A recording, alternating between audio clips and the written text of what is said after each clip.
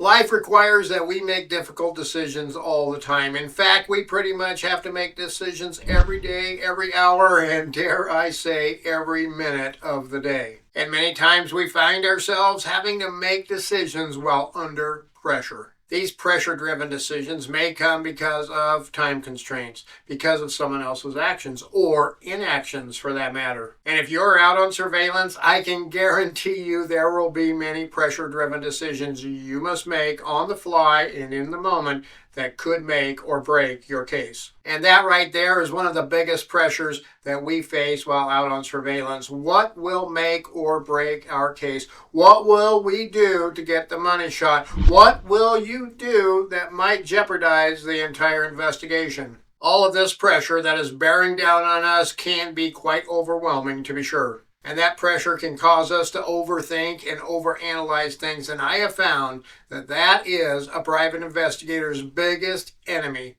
while out on surveillance. Not the subject being aware, not the neighbor whose house you are parked in front of, not the police car that keeps rolling by, but our very own mind overthinking and overanalyzing is what oftentimes affects the decisions we make in the field. I have learned 3 things as a professional private investigator that help me be more decisive and make decisions amidst all kinds of uncertainty and pressure.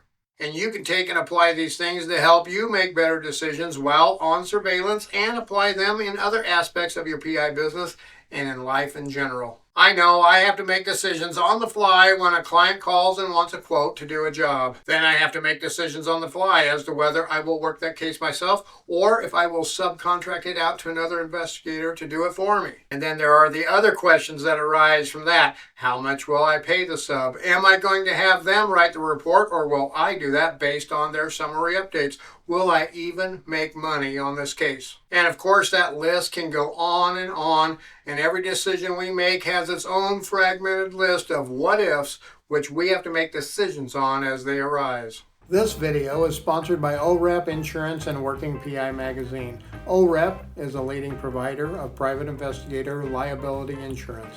Visit orep.org for a quote today. The first big secret I discovered that helped me destroy overthinking was to embrace uncertainty. I know it sounds simple, but in reality, this is something we all struggle with. I know I had huge struggles with dealing with all of the uncertainties in life, and if the truth be known, well, I still do from time to time. You see, uncertainty is just an inherent part of life. It is inevitable that curveballs will be thrown at you from time to time. You have to decide whether you're going to dodge those curveballs, take a swing at them, or just let them continue down their path and hope you don't get hit too hard by them. There are going to be things that arise unexpectedly all the time that will catch us off guard.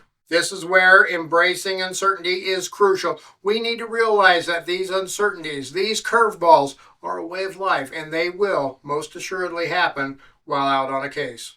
You see, the way we see the case as we prepare the surveillance, make all of our plans, and prep all of our equipment, we still never get 100% clear view of what will happen. There are a lot of what ifs that we can foresee, to be sure, and we should have contingency plans for all of those what ifs. That is, well, just good planning. But we also must prepare ourselves to adapt and make do with the information available to us at any given moment. You see, the subject of our investigation gets a vote in our decision-making process, or at least their actions or inactions will change what we have to think about, focus on, and what decisions we have to make.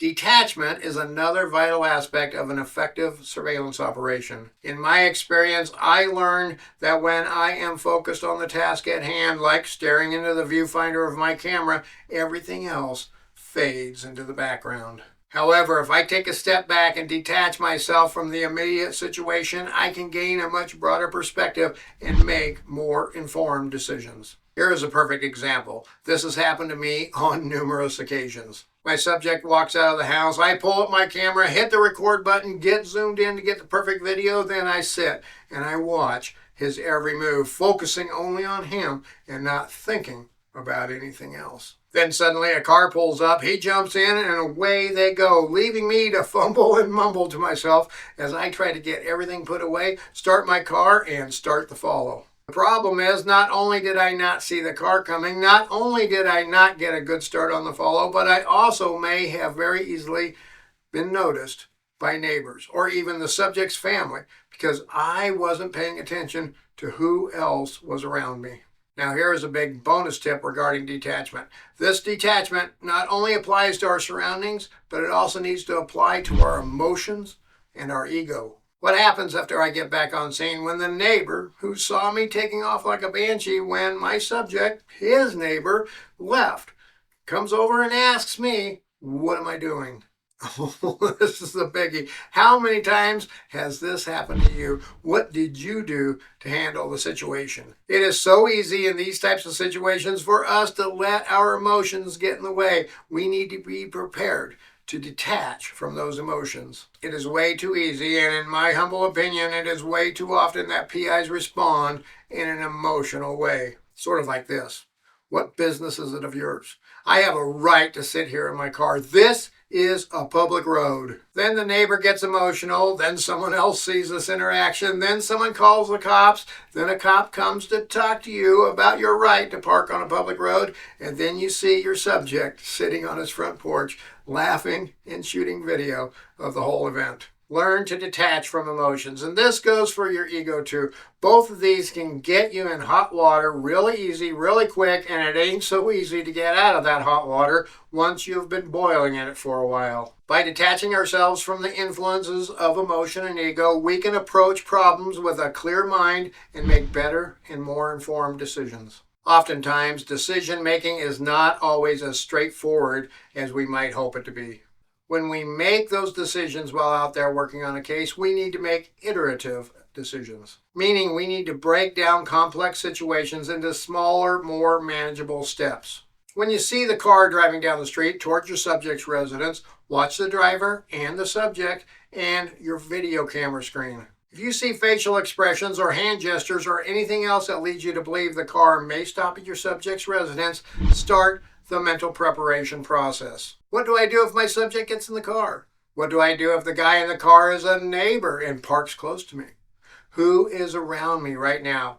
Can I leave safely and undetected if I need to? Now you have some things to think about and to plan for. The biggest thing that might occur is that your subject may get in the car and leave. What do you have to do if that happens? Well, you might have to quickly hop into the front seat, pull the sunscreen down, start your car, and flip a U when they go past. In this case, when will you stop getting video?